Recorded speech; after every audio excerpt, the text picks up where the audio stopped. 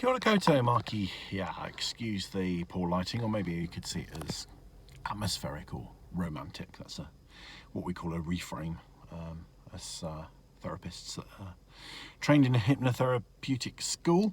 So I'm in a car in the dark and I have a bit of time, and I thought I would do a quick video. I haven't done any for ages because I've been knackered and I've been working like a dog, which has been okay. I'm not really complaining. It's all been for a good cause, but I'm sad that I haven't been able to do as many videos as I would like to have done. So I want to talk about discernment, okay, which isn't a word that people use every day. I think it's a good word in this instance. And I'm going to talk about discernment in a very particular context. So people always used to say that, kind of people who were, often people who kind of troll-like, not in appearance, but in personality or in behaviour, were the result of poor education. And other people have commented that now that we have the internet and most people have got access to it, or most people have got very good access to it. I guess everybody potentially has got some access to it, even if it's through a library. That's not true, is it? Because I'm talking in a very Western-centric way. Lots of people in the world haven't got access to the internet, but they tend not to be the people that post ignorant things online. So they're the kind of people that I'm talking about, I guess. I guess I'm talking about people that westernized, developed nations who continue to espouse opinions that are not founded on any fact or evidence whatsoever. Okay, and there's a massive amount of that. So with all this information at our fingertips, or for most of us who are lucky enough to be in that position, why are people still so ill-informed? Is that something you've ever wondered about? It's quite fascinating, isn't it? Really, there's no excuse for ignorance. So what is that all about? Okay, so I guess the quality, ultimately it's about the quality of information, isn't it? It's, the quality of information on the internet varies enormously, from the, very, very well researched, well presented, well argued, balanced, to stuff that's just plain insane, extreme crazy. And the extreme and crazy stuff is more fun. And also kind of young people, young people are kind of, searching online, and young people are not as experienced and discerning as older people. So I guess, it's what we're exposed to, what kind of websites and what kind of influences, what kind of people we find when we're first looking on the internet.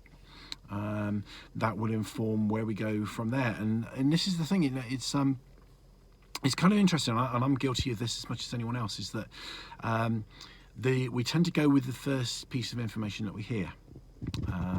So if somebody tells us that, so somebody once told me that Alison Moyet was a trans woman. This was years ago. This is before anybody really knew about kind of transgender stuff, and I've gone on to work in that field. So I heard that from somebody, and I passed it on and told other people, and then eventually somebody said, "What are you talking about? That's complete nonsense." And of course they were right, but what was my source? My source was some bloke in a pub, So, but the scary thing is I was kind of prepared to argue the point. Yes, she definitely is. Well, why? Well, because this bloke in a pub told me, and that's how we often, evidence and support and validate and defend our opinions, on the basis that my nan told me, bloke in the pub told me, my next door neighbour told me, I read it in a tabloid. That's where we get stuff from. We don't question it. It's terrifying, Not only do we not question it, but it's confirmation bias is that so if we already believe something, then we will actively find and seek and notice evidence that seems to support it, and we'll disregard or not see, or just pass by evidence that challenges our belief. So you know, that's why I think it's important to, you know, keep exposing ourselves to different opinions and different sources. You know, so it's like if you get your news from a particular channel, go to another one. You know, if you always look at particular websites or YouTube channels that have a particular opinion, go to ones that have a different opinion. I follow several YouTube sites where I disagree with, you know, probably 99% of what they say. But I find it interesting. There's one particular website. I love the guy that presents it. I just love his presentation style. I think, you know, if I've met him in some, you know, other context, we probably kind of we probably bond. We probably become mates. But I listen to his videos, you know, and enjoy listening to them. But I think, oh, that's complete nonsense. I disagree with everything. So that, you know, that's kind of quite healthy. But so yeah, discernment, you know, look at what you are watching. So for example, I mean, I do a few videos, so I guess this channel really is all about encouraging people to be more discerning, because it's rare that I'm unequivocal and give a kind of a black and white opinion on things. You know, I normally, you know, when I'm demystifying things, I'll present the nuances and the subtleties and the different arguments and say, well, some people look at it like this, some people look at it like that. Some things I'm a little bit more didactic about, but most things I present the balance and leave the viewer to make up their own mind. Or, you know, what I'll sometimes do is give you the sources, you know, where you can get the evidence, where you can look at some data to inform your own opinion. And I think, you know, this is what I'm all about, really, is challenging this swallowing whole of opinions and getting people to think more critically. Okay, and so a good example of this is occult subjects. Now, I love occult subjects, and as you probably know, I cover a few on this channel. There's a playlist for them if you want to kind of check them out. But I'm always kind of saying, well, you know, you could look at it like this, you could look at it like that. I'm always very deeply suspicious of anyone that kind of claims to tell you, you know, in a factual, kind of confident way about the mysteries of life, death, the afterlife, the universe, why we're here. No one can tell you that. No one can tell you that. People can tell you, you know, what we think, what's been handed down. Religious people can tell you what the church doctrine is, and religious people can tell you what, you know, how they might interpret scripture. But nobody actually knows. So I would say be very, very wary of, you know, exposing yourself to channels, you know, and I won't say the word because YouTube will actually discriminate against channels that feature this, but it begins with C, and it rhymes with ponquiracy. Well, sort of. You know, people will swallow enormous things. Now, there is, you know, that C word does exist in the world, without doubt, on a massive scale. We can see it in politics, but you know, I really don't think it's got anything to do with lizards or aliens. You know, I think it's much more to do with greedy billionaires. Okay. And I think, you know, by being non-discerning and just going off with these wild theories, it doesn't serve individuals, it doesn't serve society, because of all the people that have invested, you know, all that emotional energy into, you know, David Icke and what's the American one called? I've forgotten his name. It'll come back to me. You know, people could actually be applying their intellects and campaigning and lobbying against the real corruption and erosion of democracy and erosion of human rights and all those stuff that's really going on. Okay, and it's kind of in your face really at the moment. You know, it's not really like secret. We're not talking about, you know, secret societies, and really, are we? We're talking about, you know, billionaires, you know, that we can actually kind of Google online. So discernment. So when somebody states something, always ask the question why. And if anybody states anything of a spiritual nature, just bear in mind that, you know, nobody knows for sure. And so, I mean, I feel almost like a bit patronising saying this, because it sounds like a statement of the obvious, but I've kind of come through this route as well. I mean, I was, you know, a child before the internet, you know, a pre-internet person, and I remember always being interested in, you know, what's behind things, what's, you know, deeper meanings behind things, and always interested in things like the occult and the paranormal and the spiritual and that kind of thing. And you know, back in the day, there wasn't that much information available. And I remember where I lived in Bath, there was a what they used to call it was a New Age centre, was how they described it. But it was, you know, basically a what I like to call an inkly tinkly shop, with a big book section. You know, so an inkly tinkly shop. You know, places that sell wind chimes and incense and that kind of thing.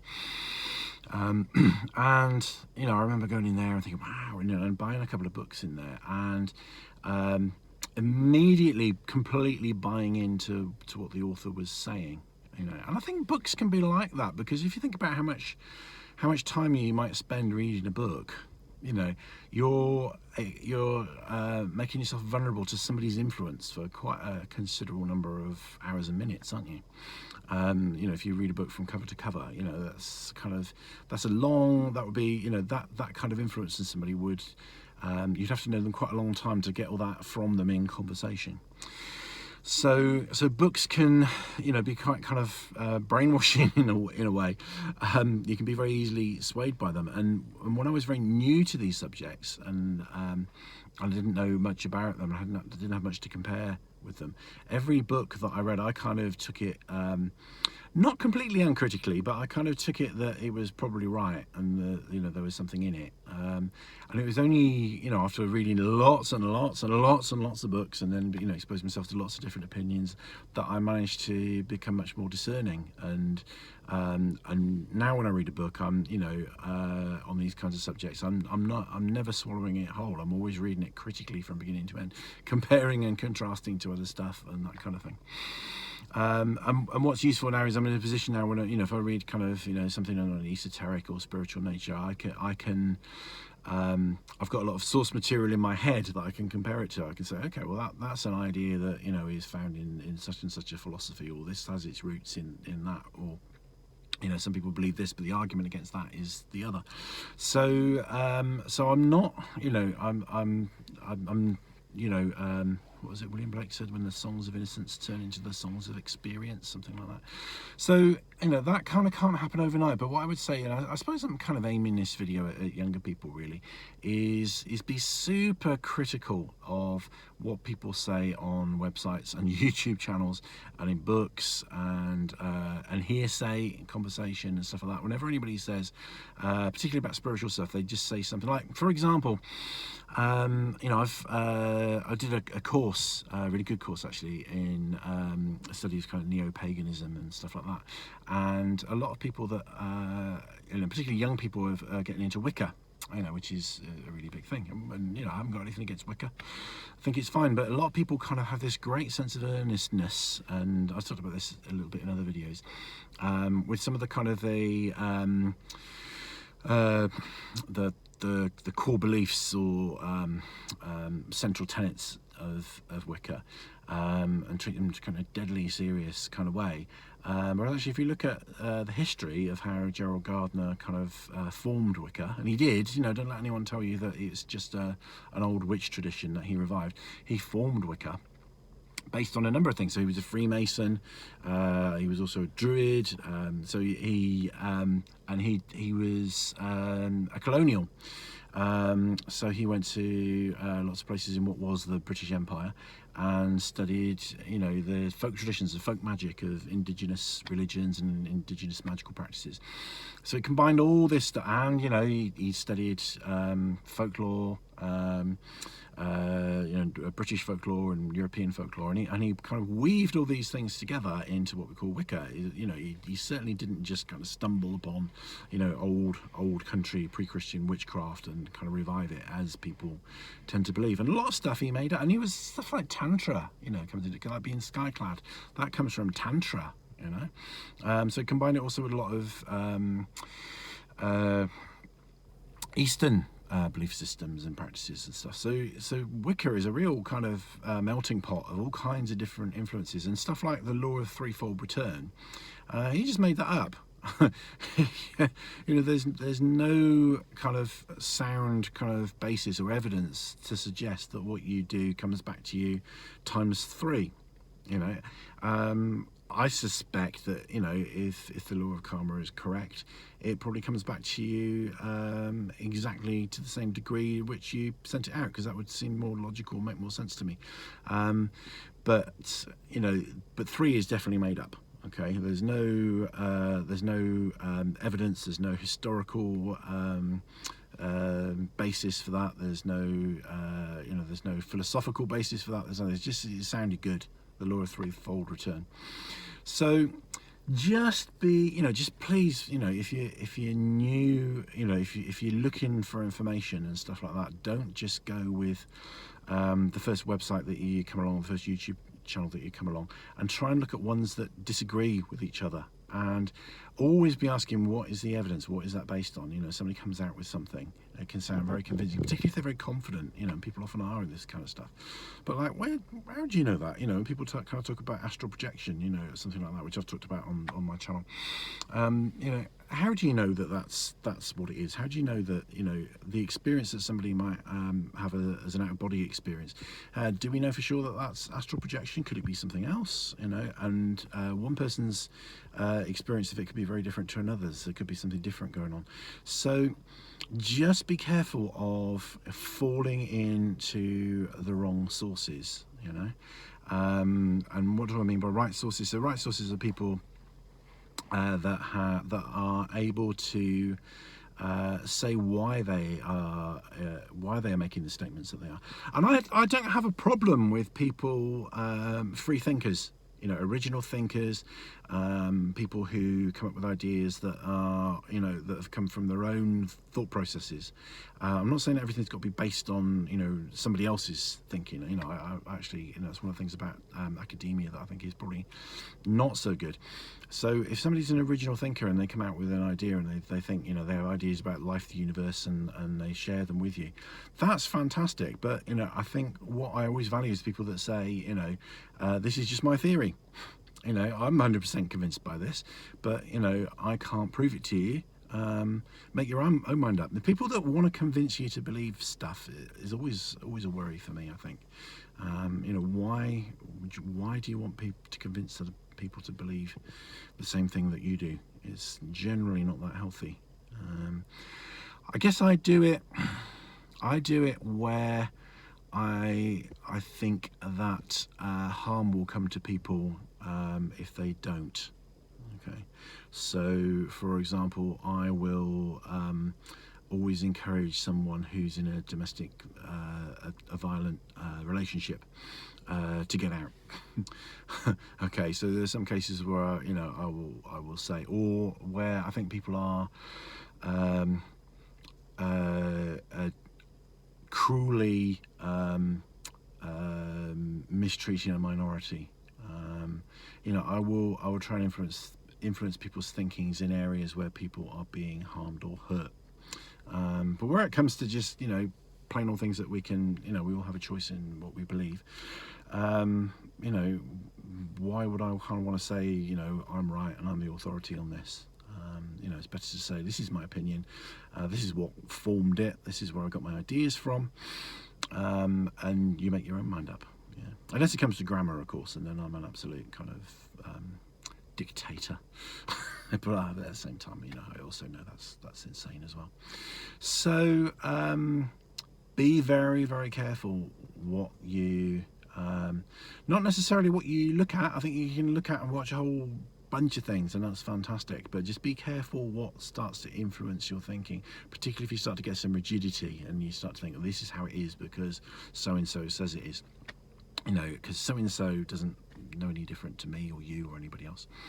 You know, the more data we can get, the more you know, the more skilled we can get at critical thinking, the better. But please don't just look at YouTube channels, you know, especially my YouTube channel, and just kind of suck it all in, you know, with no discrimination. Okay, challenge. Look at other opinions, think critically. and always remember that, you know, you are only listening to the views of one person. Even if they're supported by evidence, they're still just the views of one person. And you know, do not swallow them whole. You know, chew 46 times a mouthful and gently digest. You know, that is discernment. That is, you know, discrimination in the positive sense of the word. You know, and that process is also what will keep us free from dictatorships. It will keep us, you know, from falling prey to, you know, hideous ideologies that start in, you know, a way that seems to be quite appealing, like what happened in Nazi Germany. On that note, Rangimarie.